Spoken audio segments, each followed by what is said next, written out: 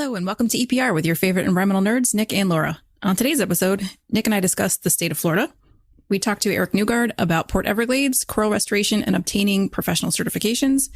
And finally, humans have 3 types of cones in our eyes, allowing us to see the colors red through violet. Mantis shrimp, on the other hand, have 16 types of cones.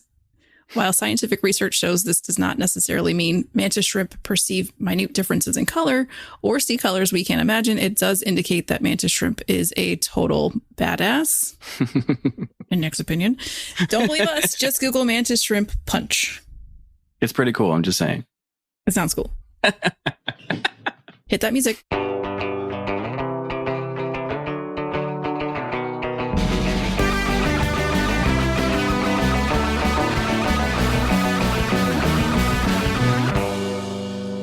Registration is now open for NAEP's 2022 Annual Conference and Training Symposium on May 16th through May 19th in Fort Lauderdale, Florida. We are going to have our annual update on recent NEPA case law with Pam Hudson, Michael Smith, and EPR's very own Fred Wagner. It's always a fantastic session, so please check it out at www.naep.org. We appreciate all of our awesome sponsors, and they're what keep this show going. If you'd like to sponsor the show, please head over to www.environmentalprofessionalsradio.com and check out the sponsor form for details. Let's get to our segment. Yeah, no, I mean, I have a long history with Florida too, so we can definitely do Florida. Do you? What's your history with Florida? So, speaking of like living vacations on the cheap, right? Like when we don't have a lot of money, you find creative ways to do vacations. And so every other year we would go to Daytona Beach. We had a friend of a family who had a house there, and they let us stay for about 10 days every other year. We had to pick when, and just coordinate all that stuff. But then we just go live like we were just living in there. It wasn't on the beach. It wasn't near the beach, but it was, free, essentially. So the only thing you had to do was cut the grass, except their lawnmower was about the same age as me. And the thickest grass in the universe grew in that front yard. It was brutal. And of course, Florida. Yeah. It's Florida. So it doesn't matter what time of day it is. It's humid and you're going you sweat the second you step outside. And, yeah. And my dad wasn't about that action. So it was just me and my brother cutting grass and it would be like, and it would stop. It would get stuck. And so that's one of my very fond memories of Florida. But the funniest part about it is the second we hit that Florida border, my dad would plop in his one Beach Boys tape. And that's what we listened to for 10 straight days. I mean, we're going to Orlando. We're doing whatever we're doing. That's what we're listening to. So I still know all the words to every Beach Boys song as a result. Okay. Yeah. But so you guys didn't do like the Gatorland or none of the fun like Orange Grove stops or anything? No. We did the beach, which was also free. And then we would do theme parks every once in a while. We would go Disney World and Orlando or Universal Studios. Yeah. And that was really fun too. Those are not free. So your parents were like, free stay, but we'll spend all our money in the parks. Yeah, exactly. Yeah. Which is one way to experience Florida. Theme parks is a thing. There's lots of them. It's not just Disney World. And, right. But yeah, you didn't get to see all the cool stuff. Florida has the most amazing habitats. The most incredible changes in habitats. You can be on the same hike in a wetland, in upland scrub, in areas with a ridiculous number of insects, birds, always looking for gators. Martha, who lives in North Carolina by you now, we were joking about how even still 5 years in Syracuse and I'm still looking for gators in every waterway that I see. I get conditioned for that growing up in Florida. Yeah. There can be gators in a storm pond. I've seen otters crossing 4-lane highways. I mean, it's a wild place, and it's kind of crazy to see how much population explosion is really encroaching on everything. But there are still some really wild spaces. And I'm with Erik, our guest today. Florida's just amazing. On the coast, inland, there's so much diversity. Well, I think, so in my professional career, I've actually worked a lot in Florida as well. And one of the places that I've worked that I think you've worked with too is MacDill Air Force Base. And, it was built in the 40s. And a lot of what they did in the 40s was like, this seems like a good spot. Why not here? Right. And then it turns out, oh, that's where every endangered species in Florida lives. Both the birds in the water, it's just impossible to build there. 90% of it's in the floodplain. They basically have to, when they want to build a new building, they have to take another one down because there's nowhere for them to put it, really. Mm-hmm. So it's a really unique ecosystem, and it's a really, really cool place to work because it's so concentrated. Yeah. Basically everything in Florida started in the 40s and 50s. Yeah. They use 1950 as the baseline for a lot of restoration projects because that's where they have aerial imagery too. And that is before mass population came up. And prior to that, even the sewage systems were on the water. Some still are. And they mostly directed their output right into the water directly. So there's still a lot of cleanup efforts in a lot of areas.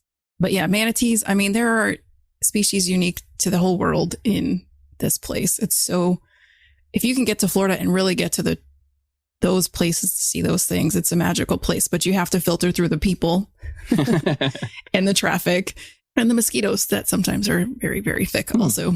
Yeah. So interesting. Yeah. But okay, so you grew up in what part of Florida?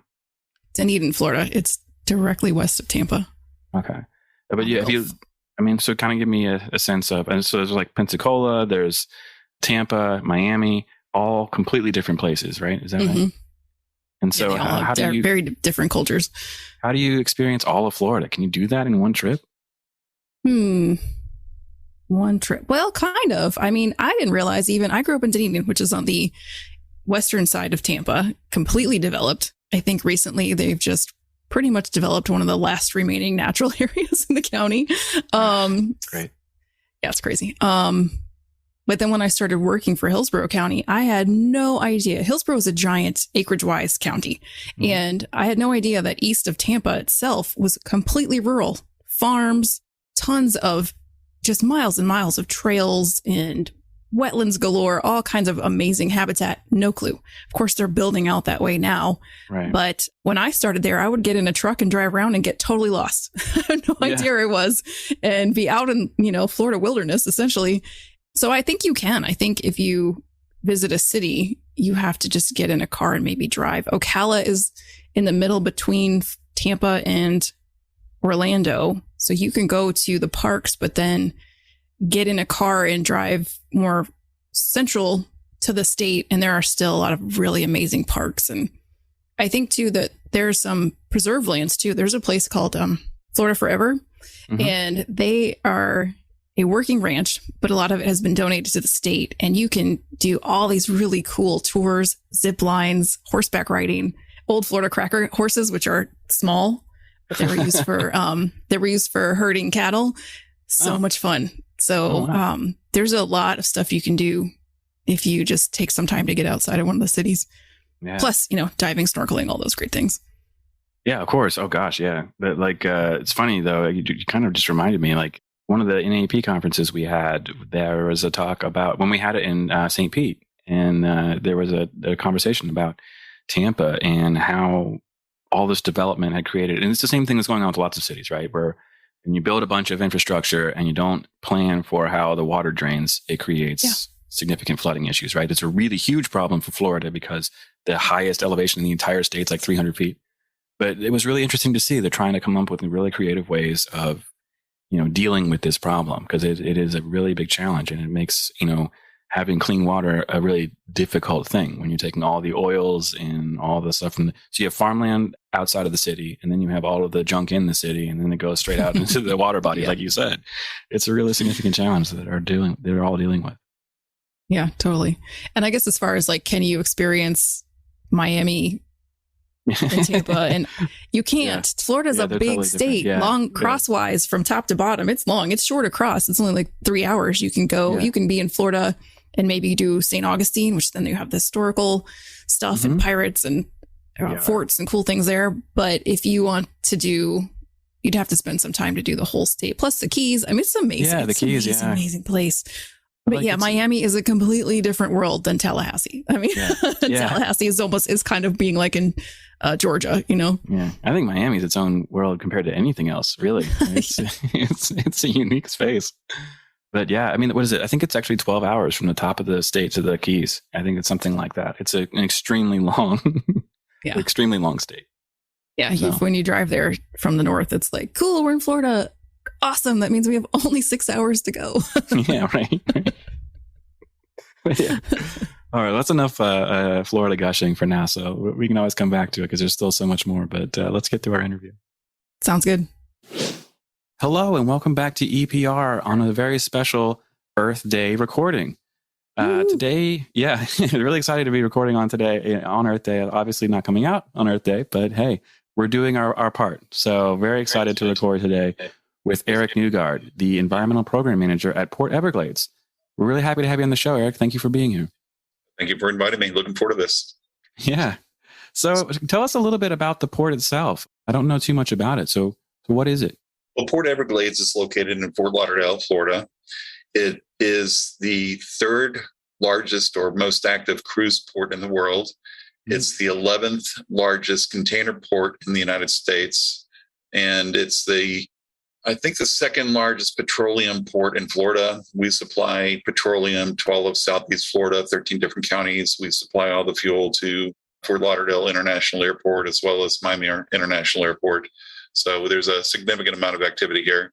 The name is a little confusing. Everglades is to the west, but it has a long history behind it. And we're actually on the ocean. We're not in the Everglades. Yeah, that was going to be my next question. So why do they call it Port Everglades? Well, it had to do with going back to the 1920s when there was a lot of commerce that came out of the Everglades. It has had many different names. It's on Lake Mabel. So that was actually part of the name at one time. And Port Everglades stuck. And we've been here since 1928. Wow. Well, Port Everglades is much cooler than Port Mabel. I don't know, not to disparage the name, but yeah. I get it. I understand. So what does it mean to be the environmental program manager for Port Everglades? It means anything that either environmental or people consider to be environmental, it comes to my desk. So I get calls about birds that are attacking people in the parking lot. Sorry, that's what. Yeah. I get calls about bees, and we are trying to manage our bee population. We have we're significant produce import port.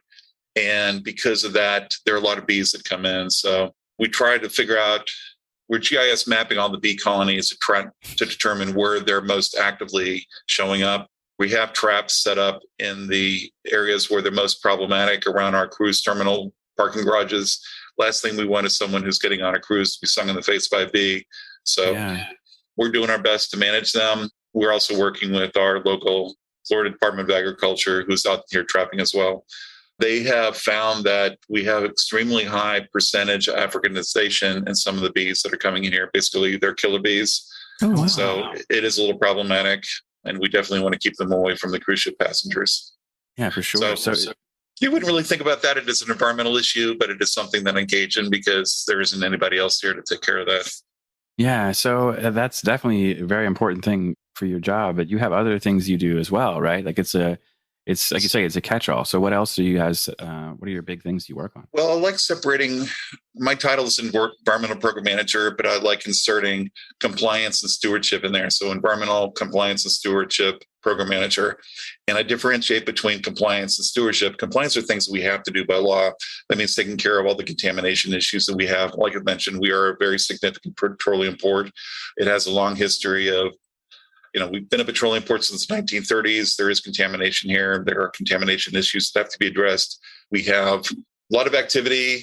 There's discharges pretty regularly that have to be addressed. So that's on the compliance side. We do have environmental permitting also for our infrastructure improvements. We have a very significant project coming up, the deepening of the port. And that has a lot of planning and also compliance issues associated with it. We're trying to advance the project forward. So right now we're very focused on coral impacts, and that's probably taken up almost 90% of my job right now is dealing with the coral issues that we're going to be contending with. But on a stewardship level, we get to do some fun things. It's maybe 10% of the work I do is stewardship, but we are collaborating with a lot of different nonprofit organizations, one in particular, the South Florida chapter of NAEP. We just had our Earth Day photo at our community oyster gardening lot where we're collecting shells from different restaurants. We're drying them on the lot. We're going to have bagging events with the public to put the shucked oyster shells in bags and then hang them behind people's docks and seawalls to help filter the water and kind of spread the oysters around a little bit. And the next phase will be finding areas where we can put the oysters on the bottom to replace oyster beds that historically existed here. So it's a multi-step process. It's been several years in the making. We're to the point now we're actually collecting shells, and we're very excited about engaging as many different nonprofit organizations as we have. We have, I think, 5 so far. So it's quite a bit of synergy with this. We're also involved with the SFAAPs. That's the South Florida's chapter of the NAEP. They have a community coral nursery program that started, and we have a lot of coral issues we're dealing with here. So that's a project that SFAAP kicked off about 7 years ago, and it went through about 5 years of permitting, and now it's really starting to get some traction, and we're very excited about that too, and opportunities where we can collaborate with them on that. The bees is another example of something that's not compliance, it's just stewardship, and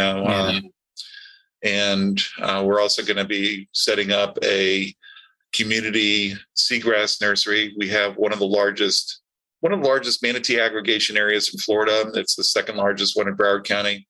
We had like 600 some manatees this year at our peak. And currently the manatees are struggling because of the loss of seagrass throughout Florida. Mm-hmm. So we're hoping that we can supplement the seagrass that we have in the aggregation area. They come into a power plant cooling canal that's on our property. And we're hoping to supplement the seagrass that exists there. So when they come in the winter hungry, there's more seagrass for them to eat. So that's another example of a stewardship initiative. So there's a lot of them going on. I'll actually be giving a presentation at the NAEP conference about this. We won an award in 2020 because of all the stewardship initiatives. And we're very excited about the programs we're engaged in. And we look forward to finding other opportunities to do more stewardship here. Yeah. Wow. I mean, that's a lot of really great stuff to hear about, and a lot to unpack too. And so would you say the challenges for the port, you could say it's been around since the 20s, and does the water table being so high in Florida, does that influence like how you guys do remediation and cleanup for spills? Well, yes, it does. We're about 3 to 7 feet to groundwater, depending on where we are in the port. And in the area where we have the larger contaminant plumes, it is about 3 feet. It's a lower elevation area. So we have free product recovery systems that are picking up the product. Right now, we have a memorandum of agreement with the Florida Department of Environmental Protection on advancing different segments of areas that have contamination. We're bringing a lot of them to closure, but we have this large area where there's a very large contaminant plume. And we're currently reconfiguring that area to allow larger tankers to come in. And in doing so, we're going to be more actively doing remediation at that site. But it's ongoing out here. I don't know that it'll ever be complete. And then we have the issues of PFAS, which is a national challenge. And we have the largest PFAS fire department here in Broward County. PFAS is the only firefighting foam that's effective. And because of our petroleum holdings and our cruise ships and everything here, we don't have another choice. And it's going to be a challenge. It's a long history, and I think we're in the same boat as everybody else. We don't know what's going to happen. Yeah, which is really wild. But like I say, it's really cool that you get to do multiple things, right? So you have to do the cleanup and the compliance, but those stewardship projects are really impactful and really interesting as well. So how do those come to be? How do you start working on those kinds of projects? Well, some of them are just... magic is really the only word that comes to mind. It really is magical how all these things just fall into place. I mean, I brought a lot of stuff with me when I came here. Like I mentioned, the coral nursery was a project that SFAAP started about 7 years ago. I've only been at the port 5. So that's something that came with me when I came here. I had no idea that there was the potential for so much interaction with the port, with that coral nursery project.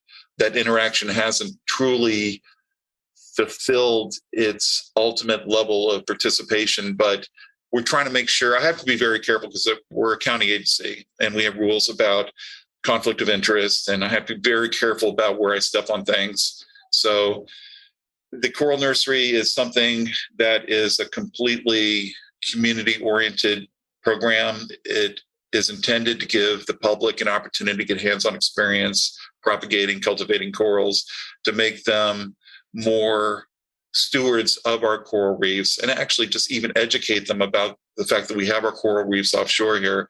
I don't know the exact statistics or if anybody's even tried to determine them, but I'm guessing maybe 80% of the population in Broward County and Fort Lauderdale area doesn't even know that we have coral reefs within swimming distance of our shore. It's just, they think it's just sand that goes out, to the Bahamas. Yeah. And we have the most spectacular coral reefs there, and we want to do everything we can do to protect them. I mean, we do have this deepening project coming up that will impact corals. It's unfortunate that has to happen, but the population of Florida hasn't stopped growing since the 1940s. And this deepening project is really just keeping up. So we can talk more about that if you like. The deepening project I just looked it up. It will be 26 years old on May 9th. So it's been a long-term project. It's gone through considerable agency review, interagency review, and we have developed a significant program with this deepening project in that we have established an interagency working group that has just been phenomenal in working together in a collaborative effort and trying to find ways so we can minimize the impacts from this project. And I'll actually, at the NAEP conference, I'll be discussing that in more detail, but it's been remarkable. And so corals is a huge part of what I do. I do have a degree in marine biology, so it's kind of a good fit.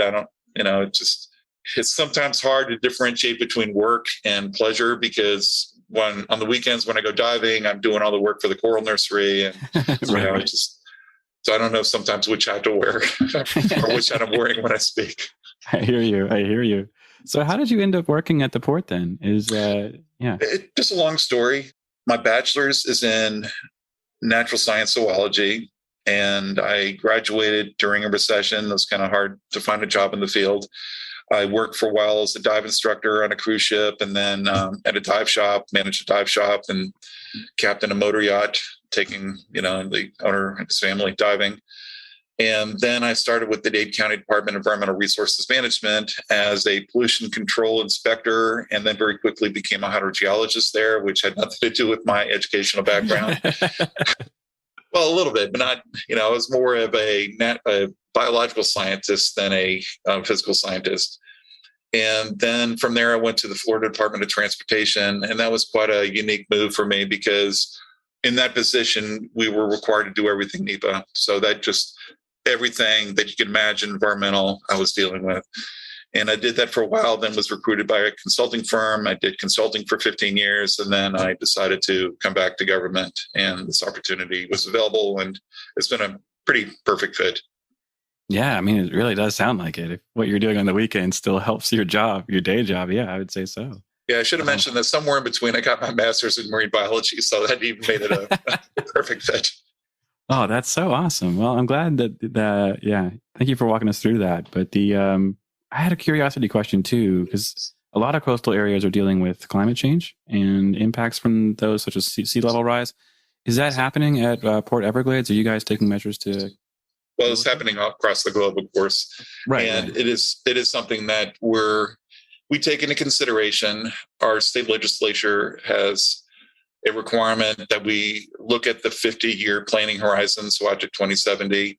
For example, with the new bulkheads we're putting in the new seawalls, they're designed so we can add up to 6 feet of additional seawall to them to accommodate up to 6 feet of additional sea level rise.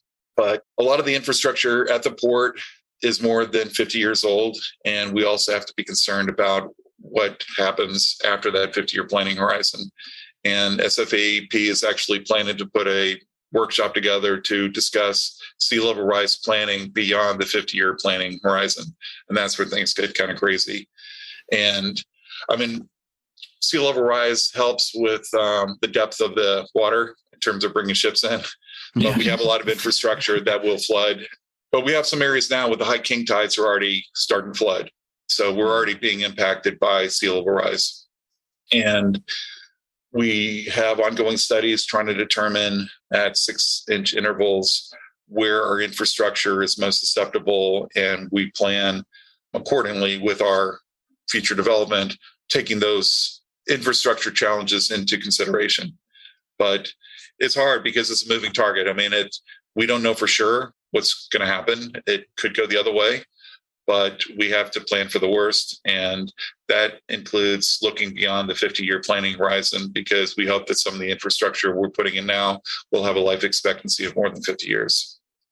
Yeah. And it's a big challenge, I think, for a lot of different places. And all coastal areas. Yeah.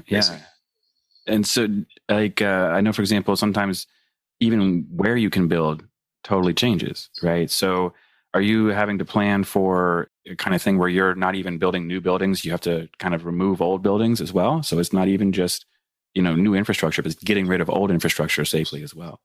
Well, not so much yet. Within the 50-year planning window, we don't foresee any of those type of impacts. We haven't really evaluated everything that closely yet, but it's after 50 years that things start really the NOAA sea level rise predictions significantly increase after 2070. And we have to look at the whole region to see what's going to happen. And I think we have to start planning now for where we're going to be in 2080, 2090, 2100. It just seems prudent to do so, because we shouldn't be making decisions now that might adversely affect a decision that would have to be made later to be able to accommodate those type of changes in 60, 70, 80 years. So things like our barrier island, I don't know the exact elevation of it, but I believe it to be less than 5 feet. So with 6 feet of sea level rise, we're going to lose our barrier island, and that's going to affect our port. We're no longer going to be protected. So we have those type of issues that we have to look at beyond the 50-year planning horizon. And those kind of things fall on my shoulders too, because it just, everybody thinks sea level rise is an environmental issue, and it is, but yeah. It's definitely specifically a port issue. Are you the only person on the team? Is it just you doing all the environmental stuff, or do you have a team there? I have one staff member working on 2, and we have a lot of consultant support. So we have in-house consultant, 1 full-time environmental person, plus there's almost infinite number of people that can be drawn upon depending on what's happening. Plus, for every one of our projects, we typically have environmental consultants on it. So there is a tremendous amount of environmental support from our consulting partners. Yeah, that's great. I did a lot of work with MacDill when I worked for EPC. Do you get most of your projects through grants or government funding, or do you decide that you want to do something in your plan and try to get grants for it? We are very regularly pursuing grants, and grants are a substantial component of the funding for our projects. But like with the deepening project that's coming up, that's a cost share program with the Army Corps of Engineers. It really is their project. I can't remember if it's an 80-20 split, but they're bearing the burden of most of the cost, and we're contributing to it. And so that isn't grant related, although there are some grants associated with ancillary projects associated with it. It's very complicated when you're dealing with stuff on that scale. All right, awesome. Well, I went on a cruise in December on the Carnival Mardi Gras, the one with the roller coaster on it. And I think there's only I don't know, they were telling us about the other ships. There's very few other ships that are bigger than that one currently, but there's this race to build bigger cruise ships. I mean, does that ever end? Is that part of the navigational improvement project?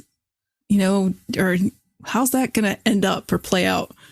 Yeah, that's interesting. Usually it's only by 6 inches to a foot every time. And we happen to always get the largest cruise ships there. Right now it's the Wonder of the Seas, which is a Royal Caribbean ship. And before that, it was Lure of the Seas. I don't recall what Freedom of the Seas maybe was the one prior to that. And they come here to Port Everglades, and we're thrilled to have them here. But the cruise ships actually don't draw that much water. They have to have a shallower draft to be able to get into the remote islands at their docks and seaports. So I think the Wonder of the Seas only has a draft of about 30 feet. It's really the tankers and the large post-Panamax or Aframax freighters that have the greater draft and require us to deepen. It's not the cruise ships. Okay. So what else is going on with that navigational improvement project? Well, we have all sorts of impacts. We have impacts to seagrass and other SAVs, submerged aquatic vegetation. We have mangrove impacts. We have a large mitigation area we're doing at one of our county parks. In Westlake Park, we're taking some of these spoil areas that were the result of when the intercoastal waterway was dredged, they took the dredged material and put it on the either on adjacent land, or they filled adjacent surface waters immediately adjacent to it.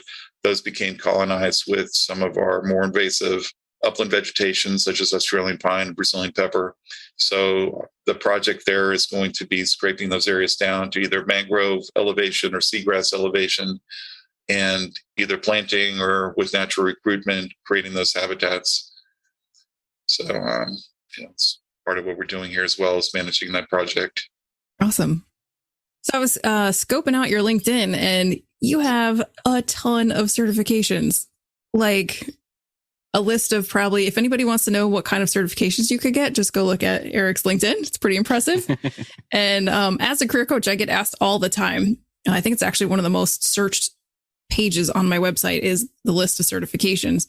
People want to know if they need to get them, if they should get them, especially recently after they graduate. So I thought you might be the perfect person to ask about certifications and what you feel the worth of them is. Yeah, I'm a strong proponent of certifications because they've certainly contributed to my career advancement. Some of those are just in the beginning, just tongue in cheek. I just did them for fun. And then I started realizing that there was economic value in them. Yeah. So I can't remember where I started, but especially as a consultant, I noticed that there were a lot of contract opportunities where there were specific certification requirements in them, like for certified wildlife biologist, or that I saw that many times, and that inspired me to get that certification, or a professional wetland scientist. That is very common as well. So I fortunately had the correct academic background.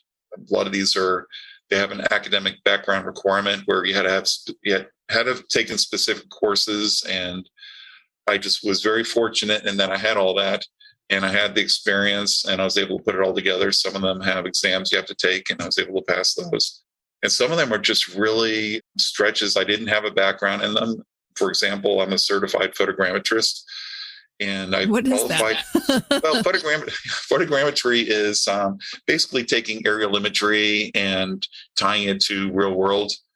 So we're so used to that now, we don't even think about it. Whenever you do GIS, you get your aerials, or if you go on to Google Earth, you can look through all the history of the aerials. That's basically photogrammetry.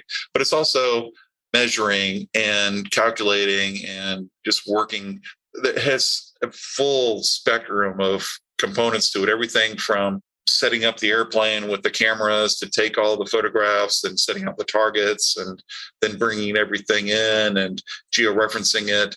So I was never involved with the camera and the airplane part of it, but going back to the beginning of my career, probably until the early 1990s, I was working with photogrammetry, and just out of the necessity of looking for contamination sites, just trying to figure out prior land uses. So I was qualified to take the exam, and I did it, but that was probably one of the harder exams I had to take because there was so much new learning for me.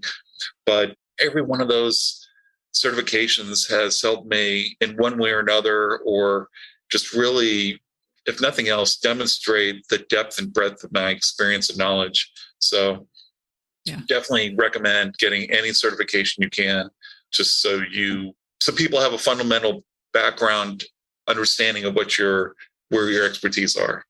Awesome. And I think one of the reasons people are afraid too is that there's a lot of worry that, this certification doesn't bear weight, or this one isn't certified enough or prestigious enough, I guess. So any thoughts on that? Well, I think it's important to see what the culture is in your area. Like in Florida, there is a lot of competition for different contracts.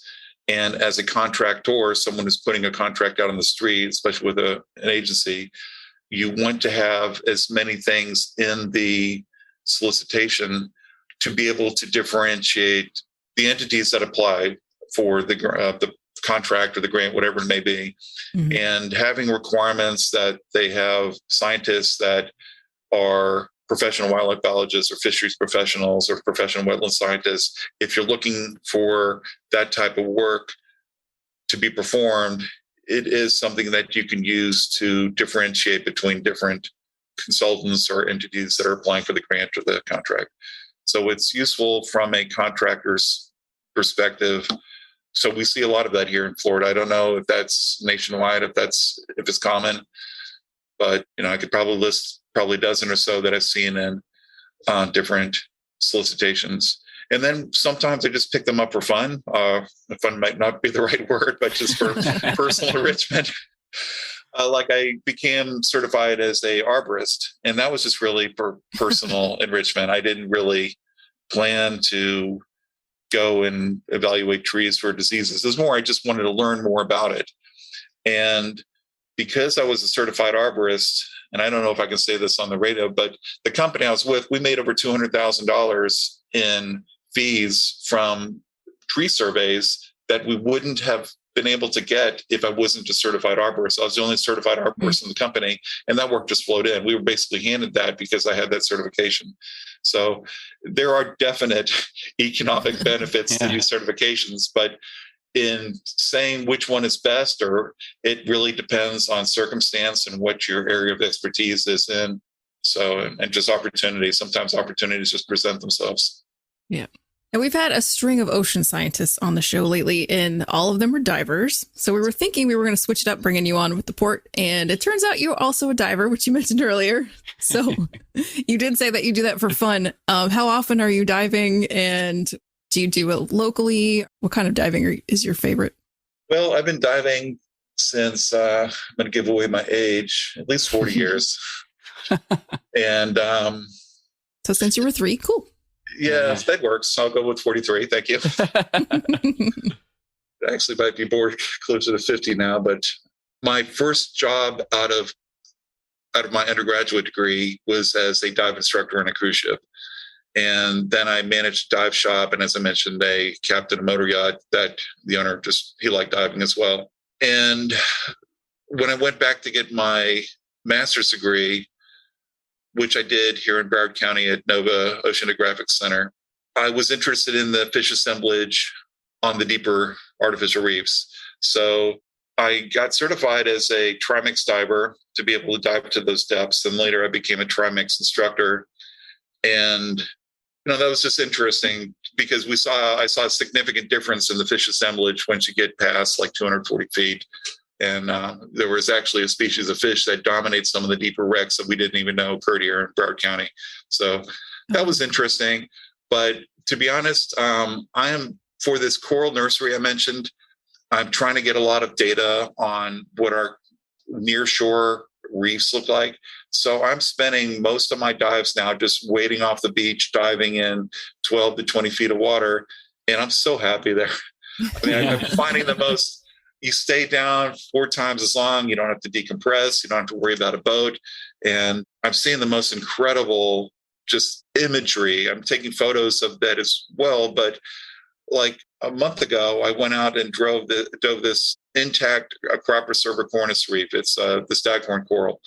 And as far as you could see in clear visibility, so probably 100 feet, all you could see was this perfectly pristine Acropolis cervicornis. And I have a picture on my Facebook page and I think my LinkedIn page is the background. It's just one of the more especially considering how much impact our coral reefs have sustained in the last few years, seeing something that remarkable is just so refreshing and uplifting. So I don't know what it is, but all of a sudden I'm enjoying just the shallow stuff now. That's awesome.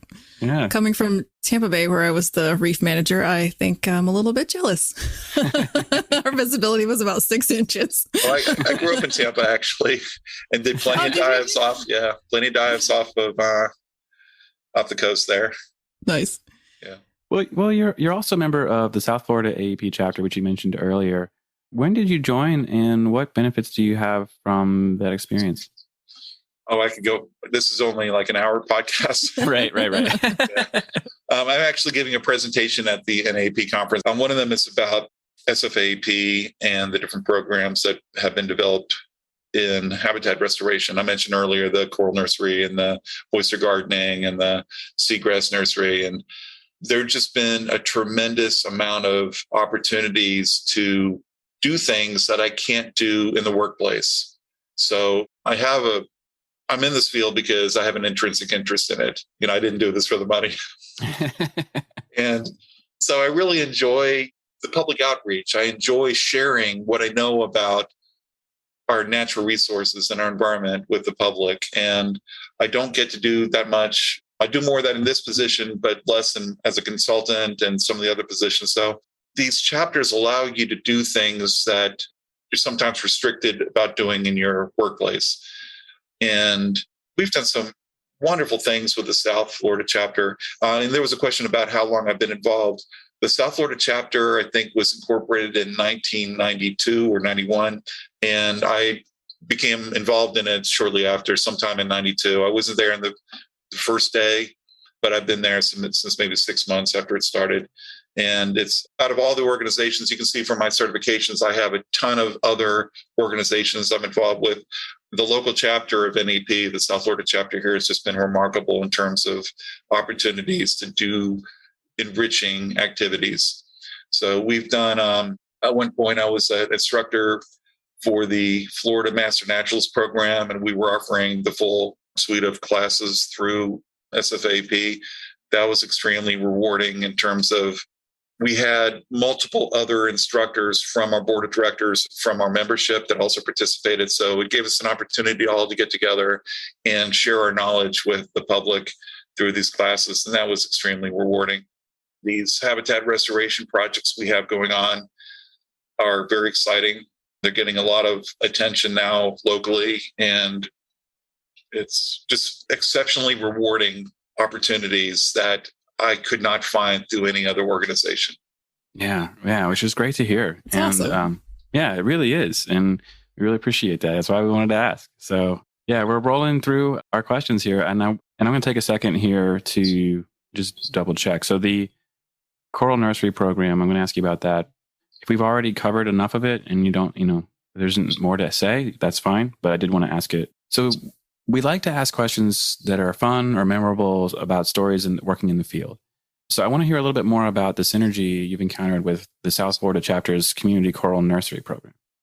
That's a great question, because I'd love to share what happened in the last 2 weeks. I mean, as I mentioned, this is something we started 7 years ago. We started it when we were teaching the Florida Master Naturalist courses, because we're teaching these courses on coastal ecosystems and we're teaching the students about corals, but we didn't really have any hands-on opportunities. There are programs down in the Keys where there is some access, but we wanted to provide complete access for the public to be able to actually fragment corals and cultivate corals and do different types of reproductive strategies and do science experiments. And that resource was not available. So our main objective was to provide that resource for the public. We have a lot of members in our that have degrees in marine biology, and they're working in upland environments, and they're not really utilizing their expertise or their educational background as much as they would like. So another objective was to provide that opportunity for our members to do things that they can't do because of their work constraints. So we went through about 5 years of regulatory permitting. It's a pretty complex project. It involves about 2 million tires that had been deployed on the reefs off of Broward County. The county is actively removing about 1 million, maybe 1.5 million of them, but there's still plenty on the reefs and other areas where they just can't get. So a key component of this nursery program was actually going down, taking the tires off the reef, taking the corals that are growing on the tires, putting them into our coral nursery, and then disposing of the tires properly. It's kind of grown beyond that because we'd have additional opportunities to get corals, and it's moving very quickly now. And you were asking about the synergy. 2 weekends ago, we went to the Tortuga Music Festival and had a booth in their conservation village.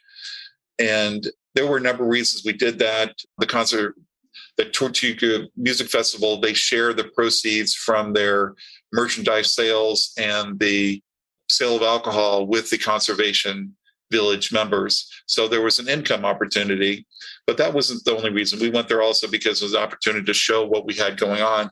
And just connecting with the other exhibitors in the conservation village. We made all these contacts that have just exploded in the last 2 weeks. It was just really amazing. And I could go on for hours about it, but it's actually mind-numbing, the magic that synergy created. And all these partnerships have developed, and everybody's very excited about not just what we're doing, but what they're doing and how it relates to what we're doing. We're all basically trying to improve the quality of our reefs and the ocean, conserve our ocean habitats, and just collectively, we're all getting together, and it's quite magical. That's awesome. That's the best way to describe it. Yeah, it's almost like you're saying, be creative in the way you conduct outreach, and good things will happen. Yeah, so it was just a minor step we made to sign up for it, but the rewards have just been tremendous. So on Sunday, we're going to another event. It's a Ocean Conservation Day. We're going to have a booth there. And then in 2 weekends after this, I'm going down to Key Largo for the Florida Marine Science Educators Association to share with them our coral nursery. And just really remarkable how much synergy is developing around everything.